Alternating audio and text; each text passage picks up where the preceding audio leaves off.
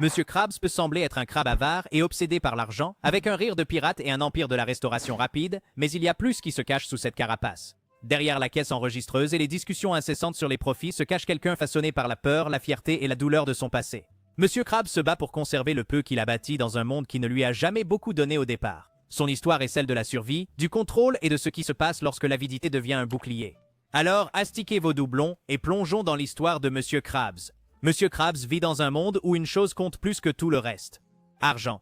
Il se réveille en pensant à l'argent. Il dort en rêvant.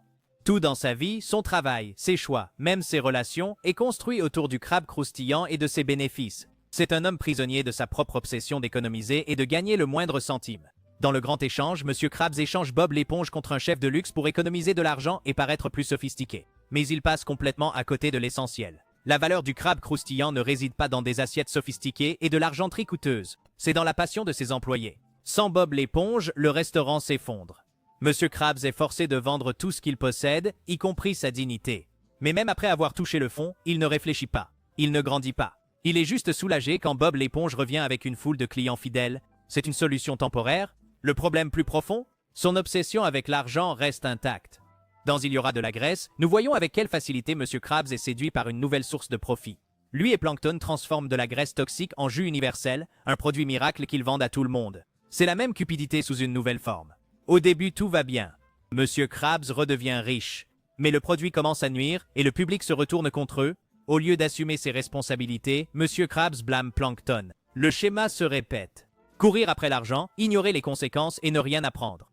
Dans Krabby Road, Mr. Krabs transforme le crabe croustillant en forteresse, non pas parce qu'il gère une entreprise dangereuse, mais parce qu'il est terrifié à l'idée de perdre la recette du pâté de crabe. Cette formule est tout pour lui. Cela prouve qu'il a gagné.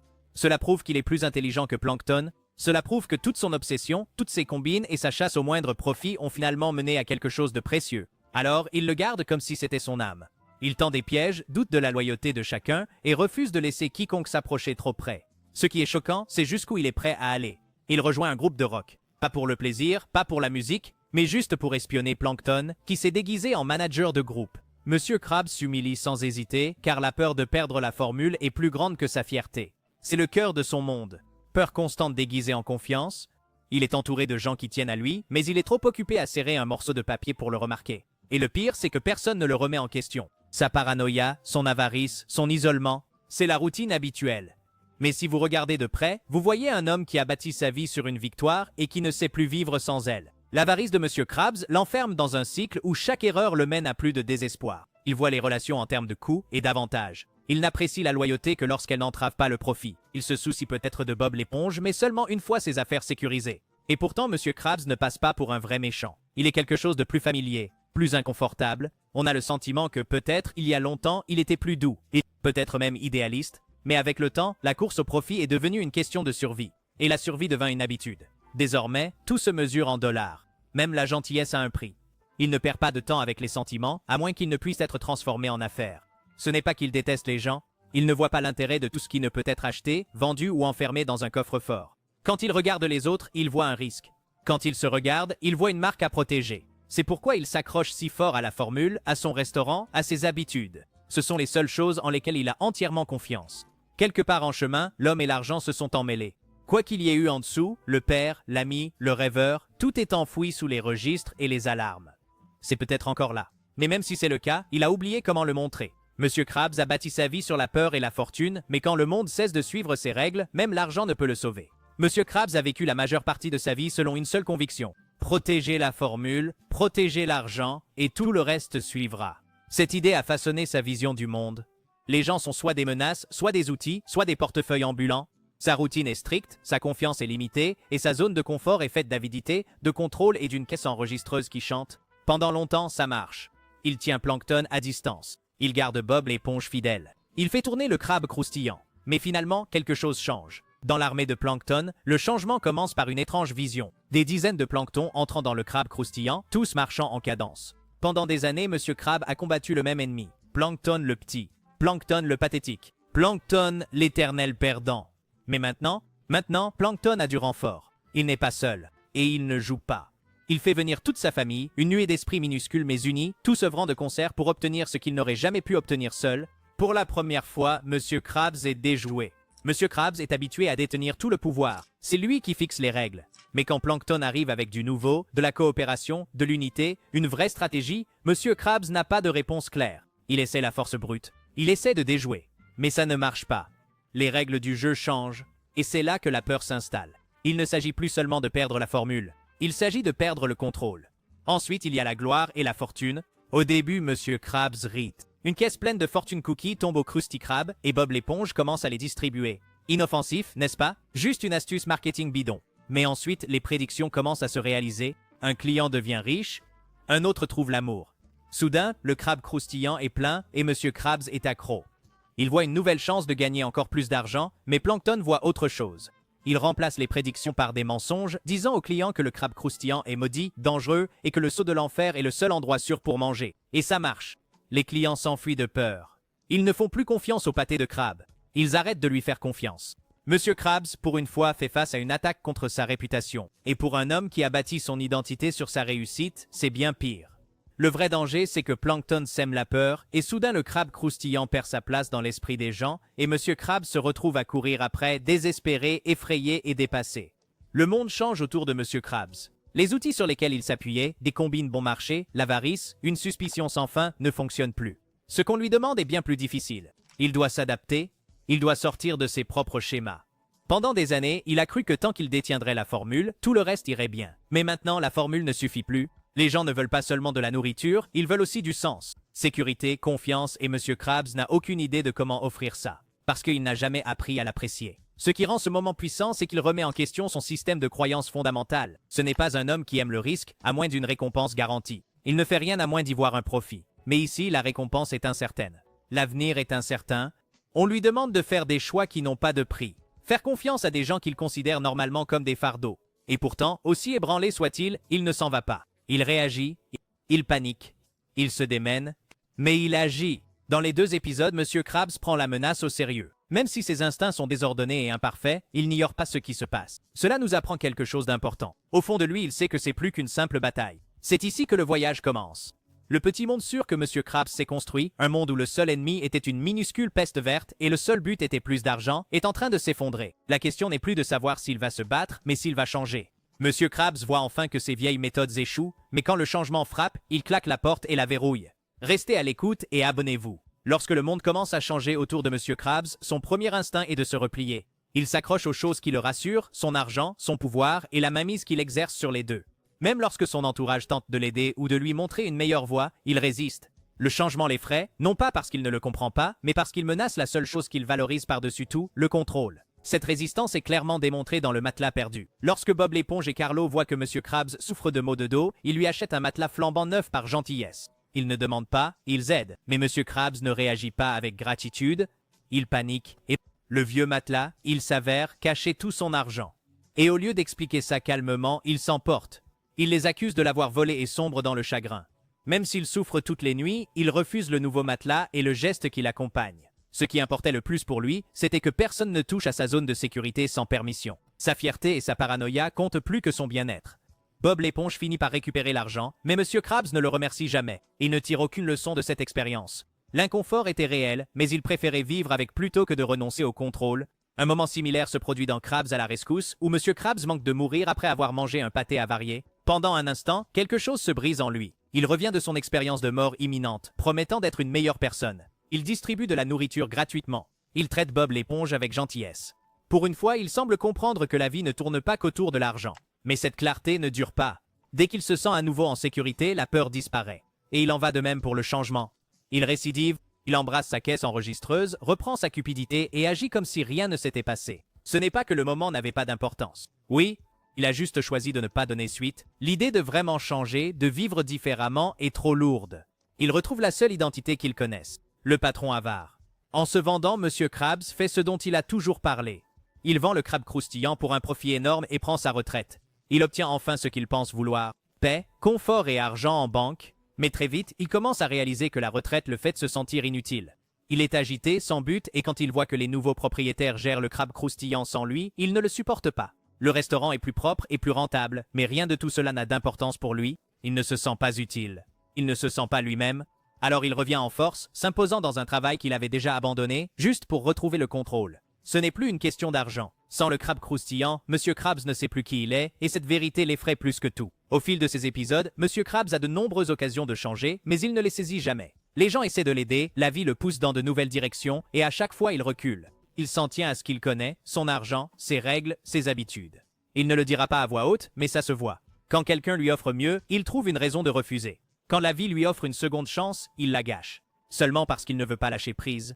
Il ne crie pas et ne se débat pas. Il retombe dans ses vieilles habitudes. C'est ce qui empire les choses.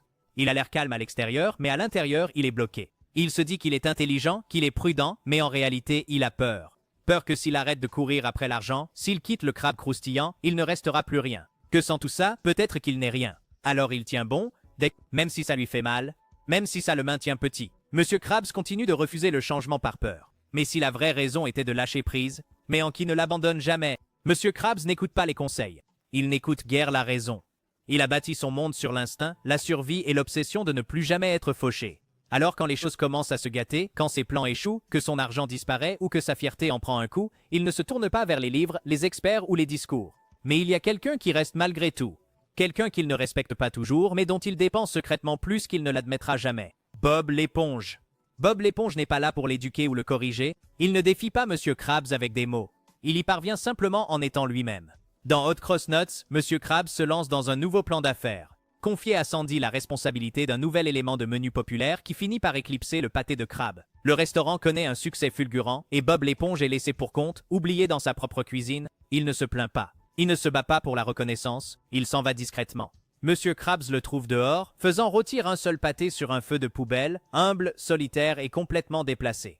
Cette image le trouble. Non pas parce que Bob l'éponge a dit quelque chose, mais parce qu'il n'a rien dit. Pour quelqu'un d'aussi bruyant, le silence de Bob l'éponge en dit long. Ce n'est pas pour te faire culpabiliser, c'est un rappel. Tout l'argent du monde n'a pas d'importance si vous perdez les personnes qui se soucient du travail. Il y a un moment similaire dans Someone's in the Kitchen with Sandy. Monsieur Krabs, pensant avoir une longueur d'avance sur Plankton, laisse la formule du pâté de crabe exposée. Ce qui sauve la situation, c'est Bob l'éponge, qui explique patiemment à l'imposteur l'art de faire un pâté. Pas à pas. Non pas qu'il se méfie, mais c'est juste sa façon d'être. Détaillé. Généreux.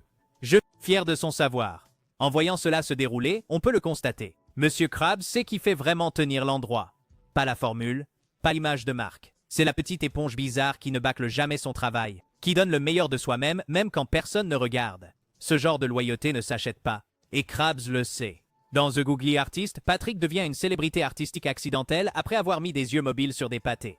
Et Monsieur Krabs, bien sûr, voit des signes de dollars. Il pousse la tendance, transformant Squidward en assistant personnel et s'appropriant la cuisine. Mais les choses dégénèrent.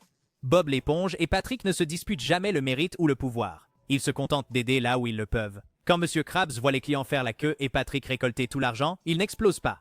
Il panique. Non pas parce qu'il est privé de revenus, mais parce qu'une fois de plus, les choses avancent sans lui. Et ceux qui font tout fonctionner, les mêmes personnes qu'il considère à peine plus que des outils sur une liste de paie. C'est ainsi que le changement entre dans la vie de Monsieur Krabs, non pas par de grands discours ou des leçons, mais par un contraste silencieux et répété. Bob l'éponge ne lui fait pas la morale. Il n'essaie pas de le changer. Mais il est l'exemple auquel Monsieur Krabs ne peut échapper. Toujours au travail. Toujours aimable. Toujours présent. Et même si Monsieur Krabs fait semblant de ne pas le remarquer, il le fait. Il le voit chaque fois que Bob l'éponge pardonne ses erreurs. Chaque fois, il met du soin dans une tâche simple. Chaque fois, il privilégie les gens au détriment du profit. Bob l'éponge n'exige jamais de Monsieur Krabs qu'il change, mais sa présence rend plus difficile pour Krabs de rester le même. Dans chaque catastrophe, chaque arnaque ratée, chaque raccourci manqué, Bob l'éponge est toujours là. Pas pour l'argent, pas par peur, mais pour quelque chose que Monsieur Krabs ne comprend pas tout à fait. Croyance. Et lentement, qu'il le veuille ou non, cette croyance commence à s'infiltrer en lui. Ça ne le guérit pas du jour au lendemain, mais ça l'empêche d'abandonner, de se perdre complètement. Parfois, la plus grande influence est celle qui se tient derrière vous quand tout le reste s'écroule. La loyauté discrète de Bob l'éponge amène lentement Monsieur Krabs à remettre en question ses vieilles habitudes. Mais bientôt, le monde le pousse dans des situations où l'argent et le contrôle ne suffisent plus. Mais à quelques moments clés, ces murs ne tiennent pas.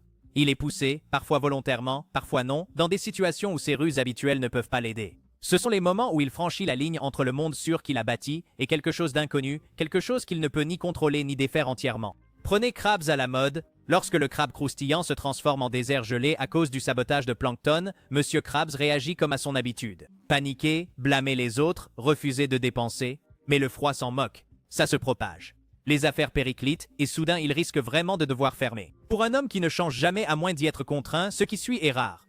Il s'adapte.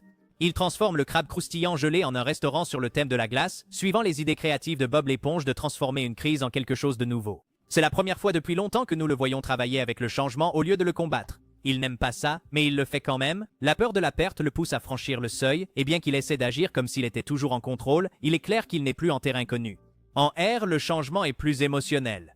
Monsieur Krabs commence par un mensonge, piégeant Bob l'éponge et Patrick dans une fausse chasse au trésor pour son propre divertissement. Mais quand la fausse carte se révèle être vraie, quelque chose se déclenche. Il arrête de jouer et commence à être obsédé. Il abandonne la logique et perd patience, poursuivant un fantasme de richesse enfoui dans le sable. Et ce faisant, il se traîne dans une version de la réalité à laquelle il n'est pas préparé. Il devient agressif, instable et aveugle à tout sauf à l'or.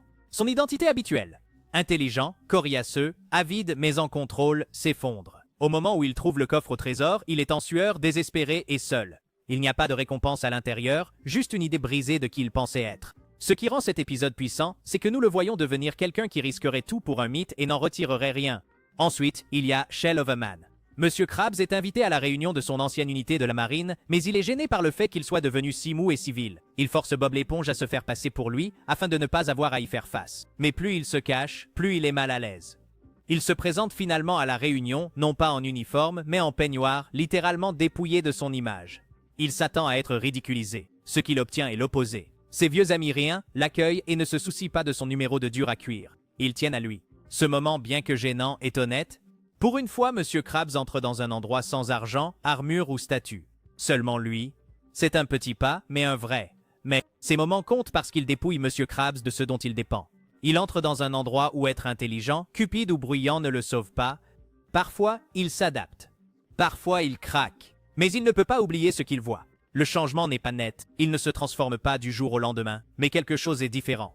Le crabe croustillant existe toujours. La formule est toujours sous clé. Mais une fissure s'est formée. Et l'homme derrière le bouclier a vu ce qui se passe quand ce bouclier ne fonctionne pas. Dans chacun de ces épisodes, Monsieur Krabs quitte sa zone de confort. Qu'il s'agisse d'un espace physique comme le crabe croustillant ou d'un espace émotionnel comme Prix, et entre dans quelque chose qui le force à se sentir vulnérable. C'est le point de non-retour. Même s'il fait comme si de rien n'était après, le public voit la vérité. Pendant un instant, il n'était plus le patron. Il était juste une personne essayant de survivre dans un monde qui ne suivait pas ses règles. Lorsque Monsieur Krabs sort de sa zone de confort, il commence à perdre les outils qui le rendaient autrefois puissant. Mais la vraie épreuve survient lorsqu'il doit affronter les conséquences de la chute. Comme toujours, abonnez-vous pour plus de vidéos comme celle-ci. Après que Monsieur Krabs s'aventure en terrain inconnu, où l'argent ne résout pas tout et où le contrôle lui échappe, il se retrouve à trébucher dans une série de situations où les règles sont différentes. Les défis auxquels il est confronté ne sont pas des batailles bruyantes. Ce sont des changements lents et silencieux de pouvoir, de confiance et de pertinence. Il est mis à l'épreuve non seulement par les problèmes, mais par les gens et ce qu'ils feront quand il ne sera plus aux commandes. Chez Bob l'éponge, le rythme habituel du crabe croustillant est perturbé lorsque Bob, épuisé par les exigences constantes de Monsieur Krabs, décide de cuisiner depuis chez lui. Il veut juste un peu de paix, mais dès que Bob l'éponge s'éloigne, quelque chose d'étrange se produit. Les clients le suivent. Il quitte le crabe croustillant car il n'a plus rien de spécial. Et Monsieur Krabs, au lieu d'écouter, essaie de le combattre. Il imite la voix de Bob l'éponge, porte son uniforme et essaie de reproduire la même magie. Il entoure même la maison de Bob l'éponge de lave en fusion pour empêcher les gens de partir. Rien de tout cela ne fonctionne. Et c'est ce qui le blesse le plus. Pas seulement l'argent, même s'il déteste aussi le perdre. Mais la réalisation que la seule chose qu'il pensait être entièrement sienne, son restaurant, ne fonctionne pas sans le cœur de quelqu'un d'autre derrière elle. Au final, il ne s'excuse pas, mais il fait quelque chose d'aussi surprenant. Il change le nom du restaurant pour y inclure celui de Bob l'éponge, car même lui ne peut nier qui fait de cet endroit ce qu'il est. Ce petit geste en dit plus long que n'importe quel discours. Il commence à abandonner l'idée qu'il est le seul responsable du succès des choses. Dans la chronique du crabe, Monsieur Krabs transforme un journal en faillite en sa prochaine grande entreprise. Il confie l'écriture à Bob l'éponge, mais l'incite rapidement à inventer des histoires farfelues, car le faux drame fait vendre. Bob l'éponge est mal à l'aise, mais désireux de faire plaisir. Les histoires empirent, des gens sont blessés, mais Krabs ne voit que la pile de pièces qui s'agrandit, jusqu'à ce que Bob l'éponge écrive enfin sur lui, imprimant le genre de gros titres durs et inventés que Monsieur Krabs a encouragé dès le début. Maintenant, la ville se retourne contre lui. Les clients se révoltent, le chaos éclate, et Krabs, qui a bâti tout son empire sur une poigne de fer et une image publique irréprochable, est en larmes sur le sol. Les dégâts se sont finalement fait sentir. C'est la première fois qu'il voit ce que ça fait de tout perdre ce qui lui est cher. Réputation, contrôle et confiance, de sa propre main. Et pourtant, même ici, il ne peut pas entièrement admettre sa faute. Il ne devient pas plus sage. Il se brise un peu plus. Les fissures s'aggravent. Ensuite, il y a le père idiot. Cette fois, Monsieur Krabs commence en force. Il crée une nouvelle friandise, les Patty Whips, qui connaît un immense succès. Mais un rival intervient. En faisant simplement mieux, l'entreprise Goofy Goober commence à attirer les gens avec des sourires, de l'amusement et de la gentillesse, des choses que Krabs considère rarement comme faisant partie de la gestion d'un restaurant. Il ne voit pas cela comme un signe d'amélioration, mais comme une attaque personnelle. Il réagit en passant en mode guerre totale. Il engage de faux gardes du corps, transforme le crabe croustillant en forteresse et en fait des tonnes jusqu'à devenir méconnaissable. Mais la vérité est simple. Il a perdu parce que quelqu'un d'autre a donné aux gens ce que lui n'aurait pas donné. Et quand tout est fini, il ne lui reste que les débris de ce qu'il a construit. Le crabe croustillant ne sort pas grandi du combat. Il devient plus petit, plus silencieux. Et Monsieur Krabs, épuisé et vulnérable, il commence à réaliser que gagner ne consiste pas toujours à protéger ce qui vous appartient. Parfois, il faut savoir laisser les choses changer. Et puis, il y a une poubelle Krabs. Une petite histoire, mais profonde. Monsieur Krabs vend un vieux casque à boire à Bob l'éponge, puis découvre qu'il vaut une fortune. Il le veut en retour. Mais au lieu de simplement offrir plus d'argent, il ment. Il invente une histoire de fantôme, effraie Bob l'éponge et l'envoie dans une fausse quête pour enterrer l'objet maudit. Quand ça ne marche pas, il déterre une tombe, littéralement, juste pour prouver quelque chose. Cela se retourne horriblement contre lui. Il est poursuivi par des squelettes, humilié et repart les mains vides. Il voit, l'espace d'un instant, jusqu'où il est prêt à aller, juste pour avoir l'impression de garder le contrôle. Et une fois de plus, le prix à payer est sa propre dignité. Chacun de ces épisodes lui enlève quelque chose. La confiance d'un employé fidèle, la loyauté de ses clients, la conviction que le succès signifie toujours être celui qui est aux commandes. Il perd de petites batailles, oui, mais la vraie lutte est interne. Petit à petit, le monde lui montre que sa façon de faire, sa poigne de fer, les raccourcis, l'obsession de gagner ne fonctionnent plus. Et pire encore, cela nuit aux personnes qui l'entourent. Ceux qui ne demandent jamais plus d'argent, juste plus de respect. Ceux qui sont restés même quand ils ne le méritaient pas. Et que fait Monsieur Crabbe à la fin de tout ça? Il n'a pas de grand moment de vérité. Il ne s'effondre pas devant Bob l'éponge pour implorer son pardon. Ce n'est pas lui, mais il change. Discrètement, maladroitement et seulement un peu. Il ajoute le nom de quelqu'un d'autre à l'immeuble. Il reste silencieux quand la foule se retourne contre lui. Il baisse la voix quand il voit que la loyauté et non l'avidité l'a de nouveau sauvé. Il ne devient pas un homme meilleur du jour au lendemain, mais il devient un peu plus honnête, même si ce n'est qu'avec lui-même. Perdre le contrôle n'a pas brisé Monsieur Krabs, mais qu'est-il advenu ensuite? Les moments de calme, quand personne ne le regardait, ont commencé à lui révéler qui il était vraiment. Il y a des moments où Monsieur Krabs se tient juste devant quelque chose qu'il ne veut pas affronter, une vérité inconfortable, une partie de lui-même qu'il a essayé d'ignorer, ou un monde qui ne suit plus ses règles. Il y a des pas discrets vers quelque chose de plus personnel, des moments où la fierté se fissure, où la peur s'insinue, et où le choix suivant semble plus lourd que le précédent. Dans Frozen Face-Off, Bikini Bottom est pris dans une course à travers la neige et le danger pour un prix d'1 million de dollars. Monsieur Krabs se joint à eux car il ne peut résister à l'idée de richesse facile. Ce qui commence dans la joie finit dans l'amertume. Il reste figé, comme paralysé, enseveli sous ce qu'il poursuivait. À un moment donné, il se retrouve enfermé dans une groton, seul, transi de froid, et confronté à la seule chose qu'il déteste le plus, l'impuissance. Ce n'est plus une blague. Il creuse la glace avec ses griffes, grognant, paniquant, non par peur physique, mais par peur d'être oublié. L'argent semble loin maintenant. La foule est partie. Dans cette obscurité glacée, il n'a que lui-même et ce n'est pas suffisant. Dans Big League Bob, un gérant de restaurant offre à Monsieur Krabs plus d'argent qu'il n'en a jamais vu pour laisser Bob l'éponge partir et devenir un chef étoilé. Le moment est simple, une poignée de main, une signature et l'affaire est conclue. Bob l'éponge est excité mais incertain. Il se tourne vers Krabs pour obtenir des conseils et Krabs, aveuglé par l'avidité, le laisse partir. Le talent de Bob l'éponge est arraché à son foyer, mis sous pression et presque ruiné. Monsieur Krabs le réalise trop tard. Sans Bob l'éponge, le restaurant n'est pas vivant. Il se rend au stade pour l'aider, apportant des pâtés en guise d'excuses silencieuses. Il ne dit pas grand-chose. Mais à ce moment-là, il ne court plus après l'argent. Il essaie de s'accrocher à quelque chose de réel, quelque chose d'humain. Il n'avait pas réussi à le voir avant. Maintenant, il doit se battre pour le récupérer. Et puis, il y a Penny Foolish. Une histoire qui semble insignifiante. Une seule pièce, mais en dit plus sur les crabes que n'importe quelle bataille épique. Quand il pense que Bob l'éponge a trouvé un sou, quelque chose se déclenche. Il en est obsédé. Il voit des sous dans le ciel. Dans les autoradios, il perd le sommeil. Et même organise une pièce de théâtre caritative pour mendier de l'argent. Tout ça pour quelque chose que Bob l'éponge insiste n'avoir jamais eu. La spirale s'aggrave. Monsieur Krabs construit un théâtre. Fait irruption chez Bob l'éponge. Perd la notion du temps, de logique, de lui-même. Et pourquoi faire? À la toute fin, Bob l'éponge révèle que ce n'était pas un sou, c'était un chewing-gum. Monsieur Krabs se tait. Son obsession n'avait aucun fondement. Sa paranoïa, ses stratagèmes, sa folie grandissante, tout était fait maison. Il a dépensé toute cette énergie à essayer de contrôler quelque chose qui n'a jamais été réel au départ. Voici les étapes. Chacun enlève une couche. Le gros chèque, les éloges du public, la fausse certitude. Petit à petit, ce qui le définissait a cessé de fonctionner. Et ce qui reste, c'est la peur. D'être insignifiant. De perdre les gens sur qui il compte discrètement. D'être vu non pas comme un patron ou une légende, mais juste comme un homme, Ce qui rend ces épisodes différents, c'est le silence qui les suit. Il n'en sort pas grandi. Il ne crie pas « j'ai changé ».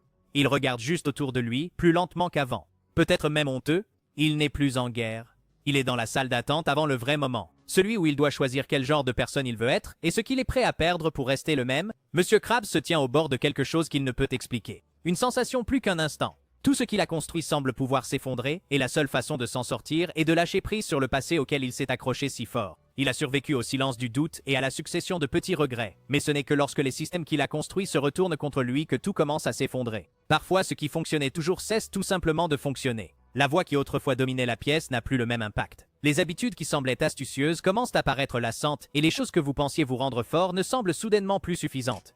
Monsieur Krabs a passé sa vie à appliquer la même stratégie. Court après l'argent, garde le contrôle, ne regarde jamais en arrière. Mais il arrive un moment où même lui ne peut plus ignorer les fissures qui se forment. Pas autour de lui, mais à l'intérieur. Dans My Two Krabs, son contrôle commence à se diviser de la manière la plus littérale possible. Après que Bob l'éponge l'aide à construire un costume mécanique destiné à maximiser son efficacité, gagner plus, se reposer moins, Monsieur Krabs découvre ce que signifie être partout à la fois.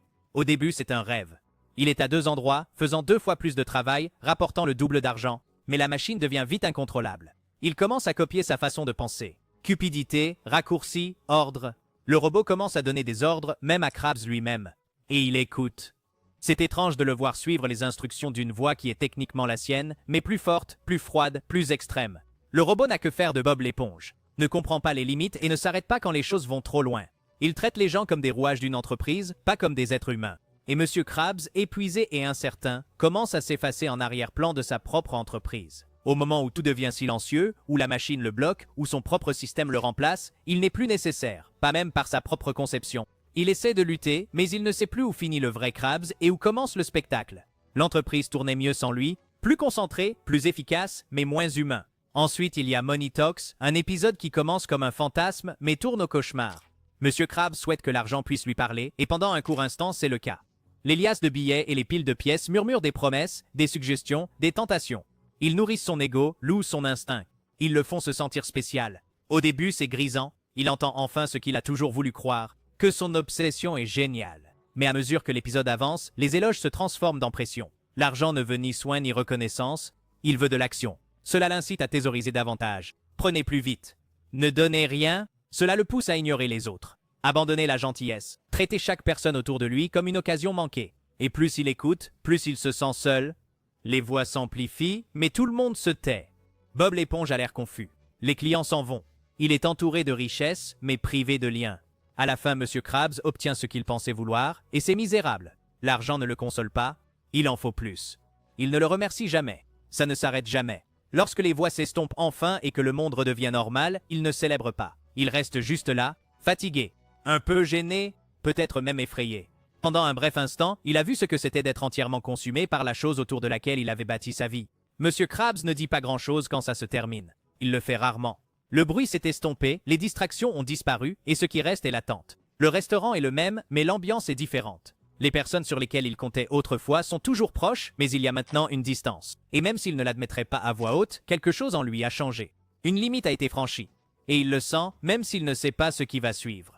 Son obsession pour le contrôle et la richesse le pousse à bout, où il perd de vue ce qui compte vraiment. Mais même au milieu de ses erreurs, de petits moments de changement commencent à lui montrer qu'il pourrait y avoir plus dans la vie que les trésors qu'il a poursuivis. N'oubliez pas de vous abonner et de ne pas manquer nos futures vidéos sur vos personnages de dessins animés préférés. Certaines récompenses ne sont ni l'or ni la gloire. Ils sont plus silencieux, plus difficiles à reconnaître. Une seconde chance, une conversation non gâchée, ou un moment où quelqu'un vous regarde avec confiance au lieu de déception. Pour quelqu'un comme Monsieur Krabs, qui a passé tant de temps à courir après les mauvais trésors, ces petites victoires peuvent sembler les plus grandes, même s'il ne sait pas toujours quoi en faire. Dans l'anniversaire de la baleine, Monsieur Krabs reçoit quelque chose de rare, l'occasion de bien faire les choses avec sa fille. L'anniversaire de Pearl approche, et pour une fois, elle demande ce qu'elle veut, une grande fête tape à l'œil au centre commercial, avec tous les extras. Monsieur Krabs l'entend, hoche la tête, sourit, puis ignore complètement ses souhaits. Il organise plutôt une fête à petit budget au crabe croustillant, avec des décorations bon marché et des restes réutilisés. Le cadeau est une spatule fantaisie, Pearl est anéanti, humilié devant ses amis, et quitte la fête en pleurs. Et pendant un moment, Monsieur Krabs ne fait que fixer. Comme si, peut-être, pour une fois, le silence parvenait à se faire entendre, mais ensuite, il fait quelque chose de différent, il court après elle. Non pas pour se défendre, mais pour arranger les choses. Il vide son portefeuille, loue le centre commercial et lui offre la fête qu'elle avait demandée au départ. Le rétablissement n'est pas sans heurts. Il n'y a pas de discours sincère, pas de moment où il admet qu'il a eu tort, mais il se présente. Et pour un homme qu'il faut habituellement traîner vers la générosité, ce n'est pas rien. Dans cette décision, il renonce à la seule chose dont il ne se sépare jamais. Son argent, juste pour la famille, c'est la victoire. Choisir ce qui compte plutôt que l'argent. Ensuite, il y a Ami ou Ennemi, un épisode riche en flashbacks qui raconte le passé commun de Monsieur Krabs et Plankton. Adolescents, ils étaient partenaires commerciaux, les yeux brillants, ambitieux et pleins de projets. Ils ont essayé de gérer un restaurant ensemble, mélangeant leurs talents, le cerveau de Plankton et l'instinct de Krabs. Ça a marché un instant. Puis ce ne fut pas le cas. Une trahison a suivi. Une rivalité à vie commença, et les deux devinrent des ennemis jurés, chacun blâmant l'autre pour ce qui avait mal tourné. Mais sous les combats, il y a autre chose. Regret. Tout au long de l'épisode, Krabs réfléchit. Pas fort, mais assez pour le remarquer. Il y a une part de lui à qui ce qu'ils avaient manque. Cela rappelle ce que c'est que de construire quelque chose côte à côte. Et puis la vérité éclate enfin, qu'ils ont tous deux commis des erreurs. Qu'aucun des deux n'a vraiment gagné. Il y a une fissure dans le mur. Ils ne font pas la paix, mais il y a une pause, un regard partagé, un peu moins de colère dans la pièce. Et parfois, c'est tout ce que des gens comme eux peuvent faire. Pour Monsieur Krabs, qui a bâti sa vie sur les rancunes et les secrets, ce minuscule instant d'honnêteté est plus précieux que n'importe quelle recette enfermée. Dans New Digs, Bob l'éponge quitte l'ananas pour emménager au crabe croustillant. C'est censé être temporaire, mais les choses dégénèrent vite.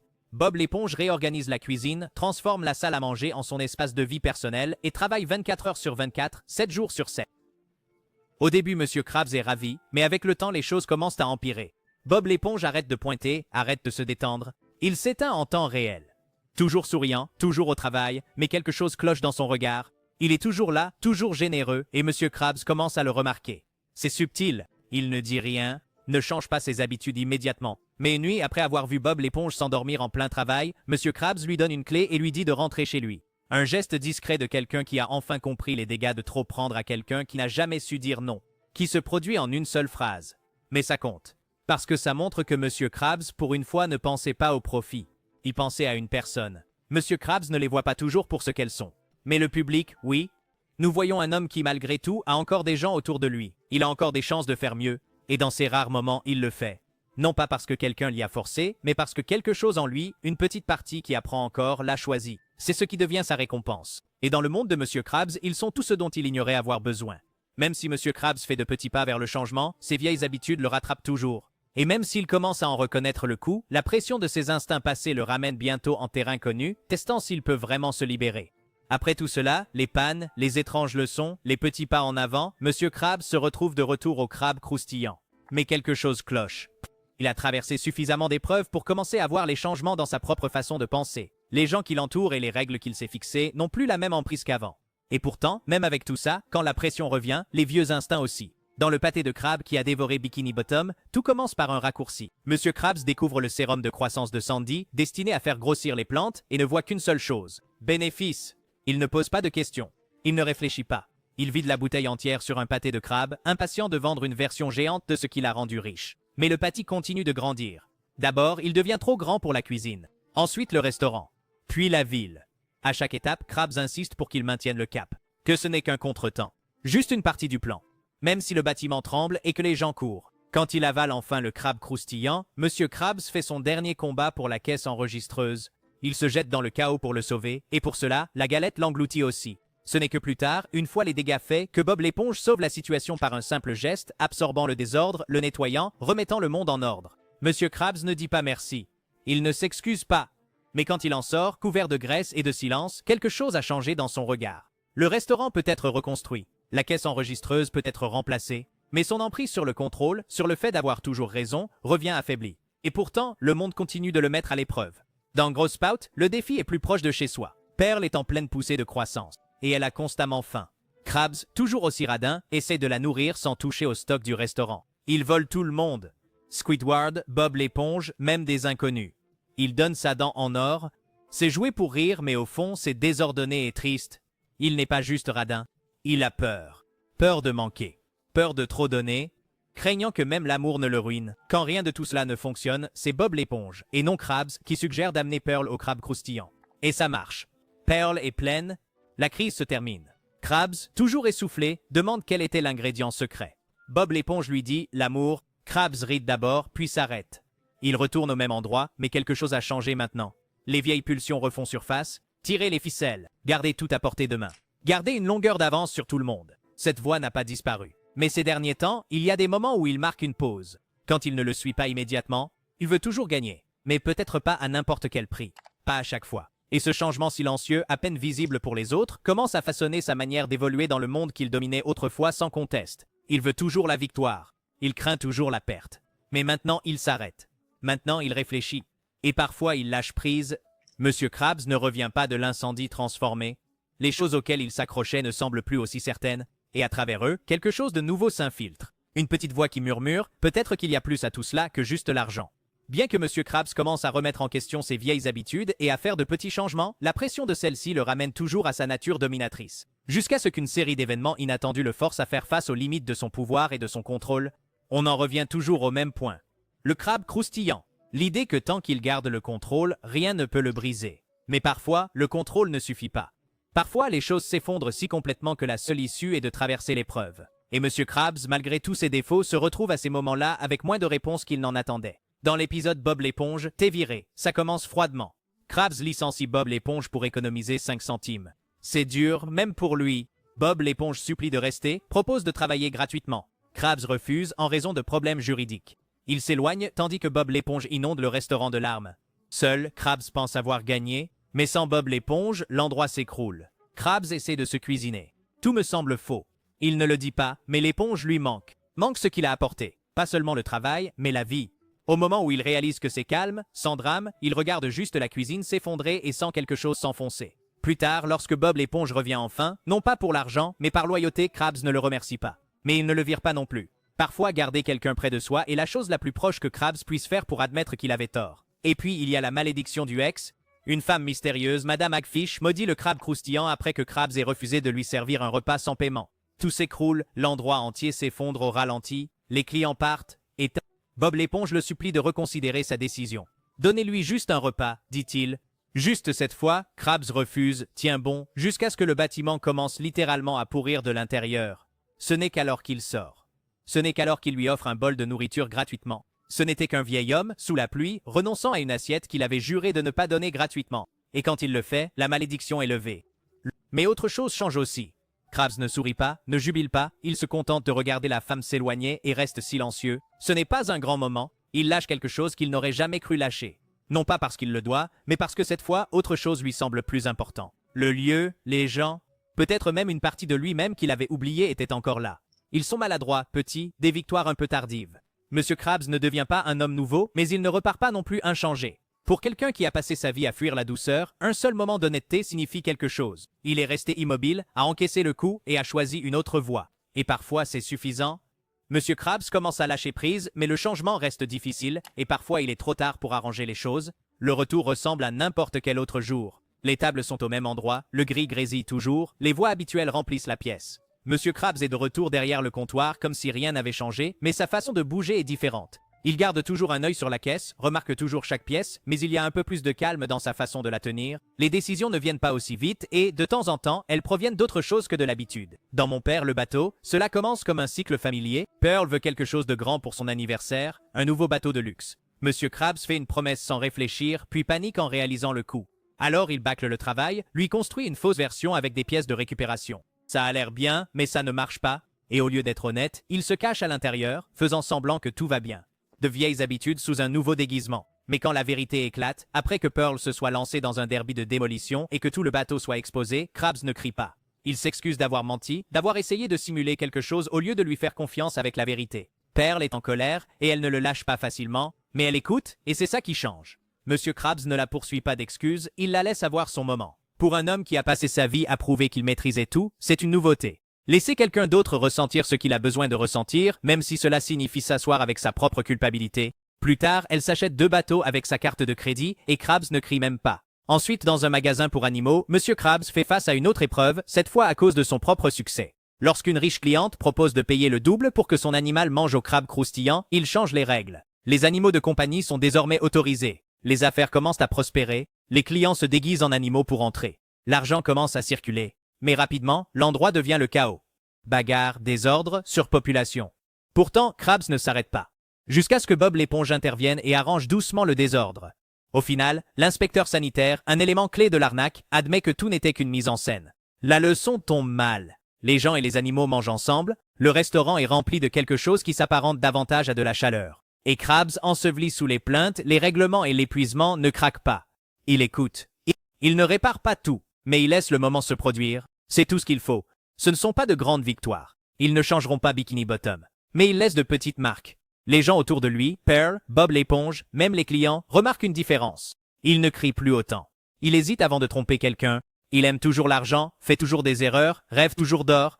Mais maintenant, il n'y a plus d'espace entre la pensée et l'action, et c'est dans cet espace que réside le vrai changement. Ce que M. Krabs apprend, c'est la capacité de faire une pause, de réfléchir avant de blesser quelqu'un, de se souvenir que la survie ne signifie pas toujours exclure les autres, que parfois donner, même si c'est désordonné, maladroit ou tardif, est plus puissant que prendre. Cela ne le rend pas parfait, mais cela le rend humain. Et c'est tout pour l'instant. Si vous avez aimé cette vidéo, assurez-vous de cliquer sur le bouton d'abonnement et je vous dis à la prochaine.